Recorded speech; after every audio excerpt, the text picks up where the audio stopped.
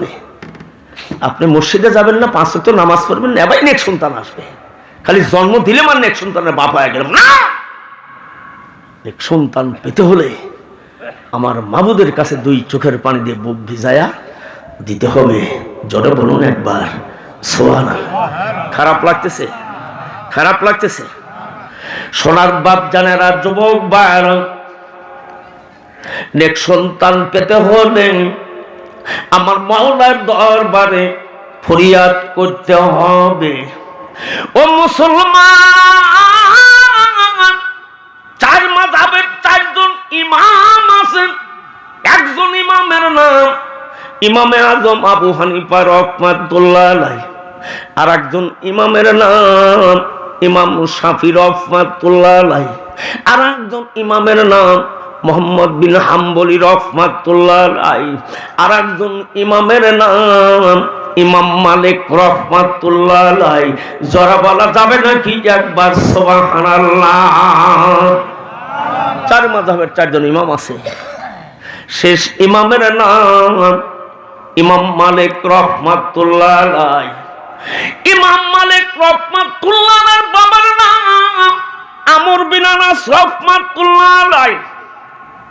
এই আমর বিন আনাস একজন বড় আল্লাহওয়ালা মানুষ, যে বন্ধুদের সঙ্গে চলাফেরা করতেন।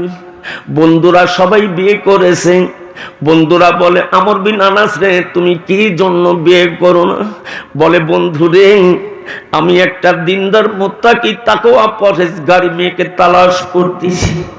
এই ধরনের মেয়ে যদি আমি পাই, জীবনে বিয়ে করব। মেয়েটা কোরআনের হাফেজা হতে হবে। জোরে বলা যাবে নাকি একবার সুবহানাল্লাহ? এই ধরনের একটা দিনদার মুত্তাকি পরহেজগার মেয়ে যদি পাই, তাহলে আমি দুনিয়াতে বিয়ে করব। তবে কিন্তু মেয়েটা সুন্দর চেহারা হতে হবে। জোরে বলুন একবার সুবহানাল্লাহ। বর্তমান ডিজিটাল বাংলাদেশ, খালি যুবকরা খালি সুন্দরগুলি লিবে চায়, কালাগুলি লিবে চায় না। আর কালাগুলি যদি লিবেরও চাইতে, কিন্তু টাকার মান একটু বেশি লাগে। কথা ঠিক না বেঠিক? আমার মনে হয় সিংড়ির এলাকার যুবক ভাইরা বিয়ে শাদী করে, ওরা মনে হয় টাকা পয়সা কিছুই নেয় না। কথা ঠিক না বেঠিক? সোনার বাপ জানেরা, যুবক ভাইরা, চেহারাটা সুন্দর হতে হবে। মেয়েটার দিনদার মুত্তাকি পরহেজগার বাজান হতে হবে। এবার বন্ধুরা বলে, বন্ধুরা, এই ধরনের একটা মেয়ে আমাদের খবরে আছে। তুমি বন্ধু যদি রাজি হয়ে যাও, মেয়েটার সঙ্গে তোমাকে বিয়ে দেব। বন্ধুরা বলতেছে, চলো যাই মেয়েটাকে দেখবো। এবার নিয়ে চলে গেলেন বন্ধুরা তাকে বিয়ে দেওয়ার জন্য। মেয়েটাকে দেখার সুযোগ দিল না। বন্ধুরা বলছিল, খুব সুন্দর চেহারা, কোরআনের হাফেজ, মেয়েটা বড় পর্দা নিশি, মেয়েটা বড় তাহাজ্জুদ গোজারি। জোরে বলা যাবে নাকি একবার সুবহানাল্লাহ?